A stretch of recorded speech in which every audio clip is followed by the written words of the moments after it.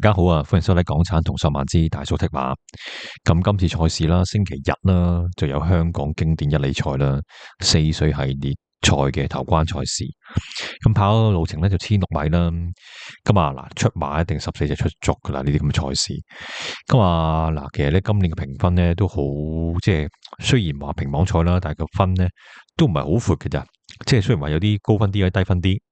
但係其實分頂嗰隻瑞盛人生咧97分，嘅最低分嗰隻風象80分，咁啊10零分。咁但係其實老實講，呢啲賽事虛分嘅啫。咁我都覺得唔係咁重要，最重要就係講緊佢個1600米實績啦。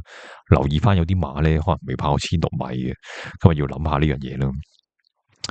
咁潘頓呢，咁揀邊隻馬騎咧都係成為焦點啦。因為咧潘頓咧喺香港咧真係叱咤風雲咁多年，咁唯一咧就未贏過呢個香港經典一哩賽嘅。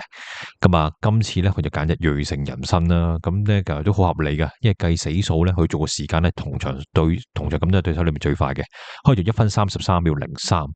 咁呢隻馬咧都有啲料到噶，因為呢巴西自購馬落地咁快可以適應到。第一場黃寶嚟已經係幫我贏馬啦，跟住咧第二場咧麥道朗啦，因為可能突然之間大幅增磅啦，即係孭重15磅，隻馬可能唔係咁適應啦，咁變咗咧就唔係咁跑得中，其實唔係差嘅，中中挺挺咁咯，跑到第6啦。咁但係再跑咧，潘頓咧就贏馬，嗰場孭130磅嘅，但係1分即係做嘅時間都好好啦，1分34秒啦。咁當然冇第一場黃寶嚟贏馬嘅時間咁好啦。呢個場好輕磅嘛，但係你贏講緊係啲太陽勇士啊、喜尊龍啊，其實呢啲馬都講緊喺啲一班啊、啲級制，即係2、3級賽咧，都經常即係都係常客嚟嘅。咁你4歲馬咁可以跑得咁好，咁我覺得就一定咧係有能力噶啦。呢啲馬其實巴西嗰啲馬咧好多好成功嚟到香港，都開出咗一條新嘅血路啦。因為叫巴西馬咧，即係南半球啲馬咧就一定係平啲，你見到足球員都係啦，即係阿根廷啊、巴西嗰啲去到歐洲都係身價低啲嘅啦。馬都一樣噶，因為嗰邊嘅獎金唔係咁高，但係其實咧講緊好多馬咧都好出色嘅。莫雷拉咧你都知啦，其實騎師都好出色啦。所以咧就我諗咧都好多都會即係好多馬主咧都可能會向住南半球方面咧諗下啦，特別係啲咧已經跑過證明過自己有能力嘅自購馬啦，可能買過嚟咧都可能都係即係可能都係200-300萬以內嘅事嚟嘅啫。但係你香港咁高獎金，老實講淨係講緊呢場啦，香港經典一哩賽1300萬冠軍嗰隻都600-700萬啦，係嘛？咁你仲講瑞盛人生嚟到香港已經贏咗600幾萬啦，咁仲有自購買呢啲特別獎金咧，所以就其實都係一個諗一個噶。咁但係咧買呢啲咁嘅即係即係嗰啲唔係咁高水平嘅國家嘅自購馬咧，咁一定要揀啲咧。喺啲一級賽咧，可以彈得贏幾個馬位啲馬咯，嗰啲咧就會即係證明佢係即係可能係啲喺當地係即係啲超晒班嘅馬，咁呢個都好重要。瑞盛人生，我都希望咧潘頓可以啦，贏到呢個呢個經典一哩賽啦。咁但係呢個世界就好得意嘅，你越想贏嘅咧，就越係搞你嘅，就越係贏唔到嘅。呢場咧其實好多對手噶，雖然咧講緊90分以上得3隻馬啫。1號瑞盛人生啦，2號小鳥天堂同埋3號白鷺金剛，但係講下邊一堆馬咧，其實咧都唔可以話太差嘅，一路講落去你就明啦。要馬小鳥天堂呢隻馬就其實同馬主我諗一隻馬非常之出名嘅就係小橋流水啦。呢隻馬支持阿丁冠豪幫佢贏咗5 win， 其實都好重要啊。嗱，上季2 win， 今季3 win 啊，即係咧同埋咧有陣時咧。呢啲比較弱勢嘅馬房要點樣反彈呢？其實咧就好靠咩咧？一隻馬王或者係馬王級嘅馬啦。你唔敢講呢隻馬可唔可以去到啲金槍60啊，或者係嗰啲諾曼勇士啊、遨遊氣泡水平啦。但係講緊佢呢隻馬，你都係覺得佢如果健康正正常常都係啲級制賽常客噶啦。但係你要留意翻樣嘢啦，小鳥天堂咧係未跑過1600米嘅。我感覺上呢隻馬就好似小橋流水嘅。小橋流水當年咧就跑1600咧係好勉強贏咗場嘅啫。跟住咧其實都係跟住後尾都唔得噶啦，去到打比都輸得好誇張嘅。呢隻馬我覺得有少少似嘅。所以呢場咧1600米咧，我覺得都係掹住嘅啫。所以點解咧潘頓咧都揀瑞盛人生都唔揀佢就咁解。咁啊，何澤耀騎，咁啊唔係騎師問題啦，我覺得呢隻馬就係差唔多料啦。咁我覺得就睇下何澤耀點發揮啦。如果呢隻馬個長力係真係唔係咁夠嘅話咧，你一定要忍到最後一秒先發力。小李跳騰嘅加速力咧係非常之快。咁啊，所以咧，我咧就唔需要擔心話咧，即係太遲望空問題啦。反而我驚佢太早望空咧，賣唔到尾。3號馬白老金剛呢隻馬亦都係啲好好嘅馬啦。呢隻馬其實咧潘頓都今季3 win 嘅，咁啊都諗過度過，嘅最後都放手啦。咁啊，即係揀咗瑞成人生啦。咁啊，俾阿步雲騎。咁步雲上場咧，咁啊，其實你對於呢個美麗星辰啦，兩隻馬都孭頂磅咁滯嘅啦，134、135磅咯。咁但係步雲咧，嗰隻白老金剛咧，其實咧好似好驚險咁樣贏個頸位，但係其實咧拉屎128度咧，步雲都知道贏緊噶啦，鬆下兩下姜咁樣，跟住好整以下咁樣埋翻終點嘅，即係唔係抽到由頭抽到落尾嘅。咁我覺得呢隻馬就即係如果對翻美麗星辰，我都美麗星辰都唔係咁容易去反先到去。咁但係白老金剛你話可唔可以跑贏咗瑞勝人生咧？咁啊，但係你對手唔同啊嘛。你諗下白老金剛上場啲對手係乜嘢馬？嗱，咁啊美麗星辰大家都孭重磅啦，其實兩隻馬都熱咗，即係孭咗大半個賽次噶啦上場。跟住另外一隻一世米麗啦，咁啊唔係好得啦。咁啊跟住你即係跟住其實你見到嗰啲馬都係啲3班到嘅馬嚟嘅啫。但係你講緊瑞勝人生上場鬥贏嗰隻係咩馬？太陽勇士，你見到今季佢嘅賽程係跑咩啊？跑即係都係啲高班賽噶嘛，一班賽噶嘛。咁啊，所以我覺得個班數咧係有少少唔同嘅。咁啊，啲即係級數高啲嘅太陽勇士。咁啊呢場咧，咁啊，所以咧瑞成人生咧我睇高少少，但係問題係檔位又差啲嘅瑞成人生。咁啊睇下呢兩隻馬咧比拼啦，因為咧其實有3隻熱門都喺外檔嘅。咁啊1號瑞成人生13檔啦，3號白老金剛11檔，4號嘅美麗星辰12檔。咁我有啲擔心呢隻3隻熱門咧喺出邊咧，大家咧互相傷害嘅情況之下咧，會唔會咧會爆啲冷門入嚟咧？一陣講下邊啲馬咧，你就明白呢個問題所在。咁啊，白老金剛咧，我覺得就都 OK 嘅，咁但係啲對手就未證明過自己太多咯。小馬美麗星辰咁啊，呢隻馬就其實上場咧就真係擺明輸俾你嘅。咁啊，其實個位都好靚，雖然你冇睇14檔嘅，但係其實潘頓走位都睇到好靚噶啦。咁啊，走住喺個即係三四位度啦，有遮擋嘅3、4位。咁啊入到直路咁啊看姜咁出嚟。咁但係唔知係咪因為早發力定係點樣啦？一出咗嚟之後咧，咁白老金剛一加速咧就過咗去，咁佢就頂唔順啦，咁樣就跑第2。咁啊，今場咧就俾阿麥道朗騎啦，12檔，我諗咧都係走住啲3位嘅。咁但係問題就上場都明輸俾呢隻白老金剛。今場有咩板斧可以反先翻嚟咧？咁我覺得就真係要考驗啊。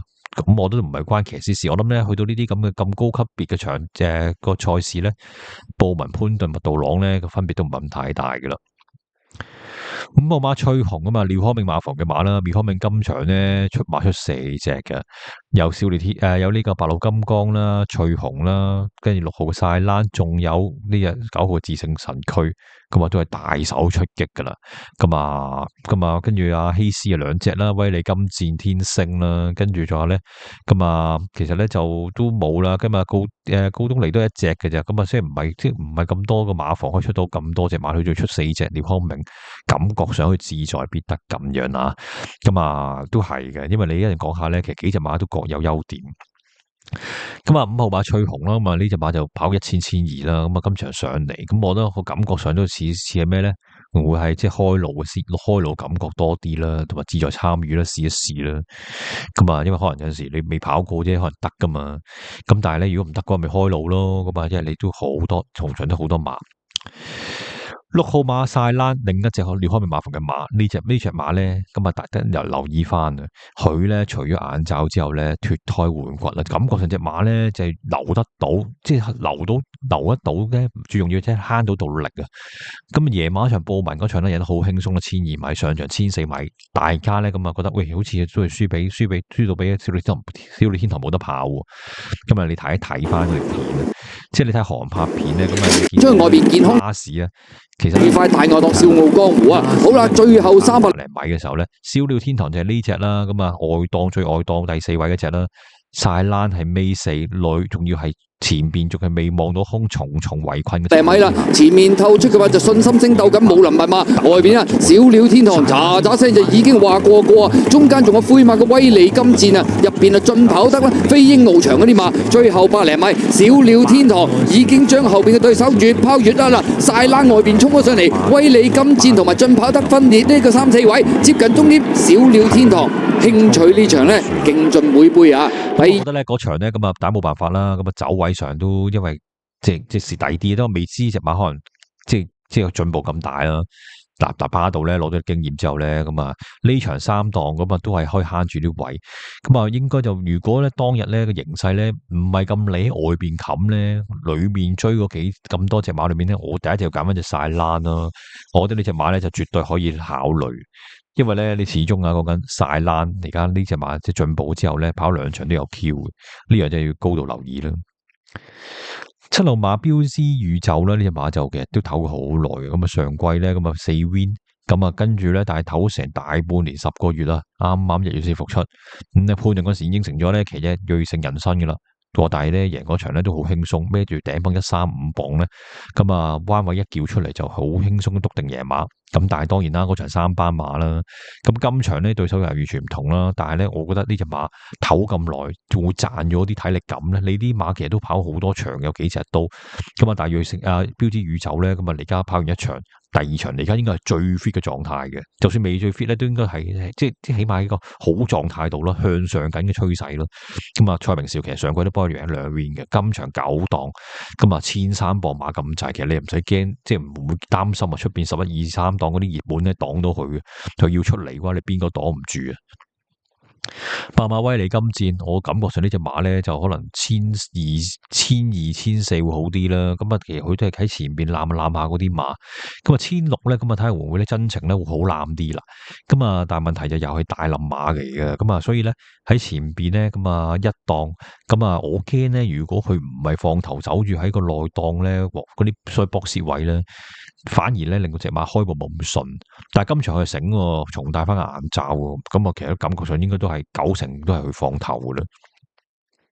9號馬智勝神駒，嗱呢隻馬咧，你覺得咦好似嚟咗場跑就麻麻地，但係你睇翻海外賽績啦，咁啊其實佢咧就銳勝人生咧跑過3次一級賽，咁啊贏過1次啦，咁啊輸過2次，輸過2次都係輸俾智勝神駒嘅，咁啊所以我覺得咧。根本咧，其實智勝神駒咧喺嗰邊咧級數高過銳勝人生嘅，咁但係當然啦，嚟到香港咧就好多因素影響啦，咁啊即係可能適應性各方面啦，咁啊智勝神駒咧咁啊嗰場就啱跑一場啦，就放頭就跑得麻麻地，咁啊希威森，咁但係我個問題就覺得希威森呢個配搭咧令到隻馬就弱咗少少啦。10號馬天星，咁啊呢隻希斯馬房嘅馬啦，咁啊嗱上場嗌杜拿咧幫佢。放頭咧，當然話嗰個好理放頭，咁但係贏3個馬位，咁即係感覺上可能咧，慢慢跑下隻馬咧，咦又適應到咯，咁啊其實可能佢1200咁嘅短啊，1400咧而家先係個路程，1600可能最好都唔出奇，咁啊有咁嘅可能嘅呢場咧，我諗如果要同呢個威利金箭咧放頭咧，可能就係天星，但係呢兩隻馬同馬房喎，會唔會兩隻馬喺前邊咧？撳住步速，慢步速餘敵咧，你後邊啲馬要追咧都唔係咁容易嘅，所以你特別外檔嗰啲啊，飛到出邊大外檔追嗰啲咧，咁啊真係睇下佢點樣發揮。11號馬起專龍，咁呢隻馬其實都係咧好準成嘅，咁啊跑11場3 win， 跟住有8次都入到頭3名嘅，咁啊其實咧自從開咗竅之後咧都一路跑得好嘅，咁啊今季咧潘頓冇可以贏一場頭馬啦，咁但係呢2場咧個不斷轉騎師，我覺得呢個就唔係咁中意啊，1600米都得嘅，上場嗌少禮咧都跑得唔錯，咁但係呢場咧對手又完全唔同噶啦，咁啊睇下紀仁安點發揮啦。12號馬線路滿貫，咁啊呢隻馬咧，咁啊又係啦，初出嚟到香港第一場爆大冷，黃寶嚟1200米大我一起咁樣贏馬，咁啊但係問題跟住後尾你話俾阿蘇銘倫騎，咁啊跑第3，跟住後尾再轉下騎師，咁佢越輸越遠咁樣，我就擔心佢咧會因為俾咗135磅砸死咗咧，連續3場135磅，咁啊呢場嘅磅位一定係126噶啦，咁啊會唔會就會着數咧？咁啊但係啲對手又完全唔同晒，即係觀望下點樣跑先啦。13號馬星幻，咁呢隻馬就嚟到香港就冇場有嘢俾你睇嘅。咁啊，你話當然啦，紐西蘭自購馬咁啊，評得83分一定係好馬啦。咁但係你如果適應唔到香港水土咧，你幾叻都冇用啊。14號馬風象咁啊，呢隻英格蘭自購馬咧，咁啊跑過一場啦，1600米咁啊，其實都中規中矩啦。咁啊冇乜特別。咁啊，我覺得佢而家暫時未有啲好強嘅爆炸力俾你睇到。麥文堅騎14檔，我就擔心佢唔知係點樣跑，佢又唔會留到最後嘅，我驚佢全程3-4碟望空啊。嗱呢場呢1600米咧，我覺得呢場咧其實步速一定唔快嘅。咁啊，你講緊真係放頭嘅馬，其實得幾多隻馬放頭啊？唔係跟前啊。咁啊，其實可能威利金志或者天星，但係兩隻都係希斯馬房嘅，咁會唔會兩隻鬥燒啊？一定唔會啦。咁啊，你諗下嘅邊隻放頭？我覺得威利金戰咧可能會留翻住少少俾天星放，因為我覺得佢即係。威利金戰咧，感覺上就都係啲步步即係攬下攬下嘅馬，咁啊要贏馬都唔係咁容易。反而天星咧有機會咧，咁啊用個1200嘅爆炸，如果佢前面撳得夠慢咧，佢用1200嘅爆炸力咧爆一段咧，咁你想追佢唔係咁容易。咁啊，如果懶懶地啊，要拖翻住天星啦。咁我呢場咧，我揸膽咧，我都係揀翻，一定揀隻晒爛啦。我就嫌佢上場留得後少少。你講緊嗱，前一場贏馬1200米都係留得5-6位，咁當然上場檔位差啲嘅10檔，但係留到親包尾咁滯。咁啊，仲要咧重重圍困之後咁叫出嚟，咁跑過第2。今場3檔應該唔使留到咁後啦，係嘛？一檔又有啲快馬，咁2檔起川龍啊，一定係留後噶啦。3檔炸爛跟翻前少少啦，守翻住4-5位啦。咁啊，守住個3位咁樣，希望巴道做得到啦。咁啊，即係巴道咧，成日大賽度都有神來之筆嘅。咁所以我呢場咧，我揸隻冷膽啊，攞隻6號嘅晒蘭啊。即係其實大家都講進度嘅啫，咁啊，其實自從晒蘭，我覺得即係夜馬嗰場，除咗晏晝好似成隻馬唔同晒之後，識留後隻馬，成隻馬放鬆晒之後咧，隻馬好有啲進度嘅。咁啊，所以我咧就揸膽就揀隻6號晒蘭做膽第一隻，第二隻揀一隻10號天星。咁啊，呢隻馬放頭跟前啦，實懶嘅都係咁啊，所以呢隻都揀翻先。跟住第二隻咁配腳咧，揀翻隻2號小路天堂。我覺得呢隻馬咧就即係爆炸力夠嘅，係驚佢早望空發力啦。咁啊，希望何澤要做到呢樣嘢啦。咁啊，守翻住啲4-5位，唔好咁早望空。咁啊，佢以佢段爆炸力爆得好。咁啊，幾隻熱門啊，即係譬如瑞盛人生、白鹿金剛、美麗星辰啊，排外檔，我驚佢出邊留得後，比預期中後，我擔心呢樣嘢。咁如果留得預期中後啊，或者望空咗咧，咁啊形勢又冇咁着數。講緊大家都講進度啫嘛，問題係呢幾隻馬一定熱門，冇賠率俾你搏。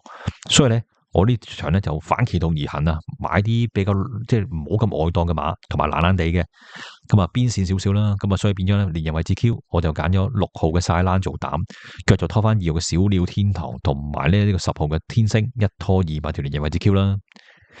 嗱，咁啊第8場呢場經典一哩賽心水推介咧就去到呢度啦。咁啊記住啦，因為跑11場關係啦，頭場都開跑時間要早少少噶。多謝大家支持，再見。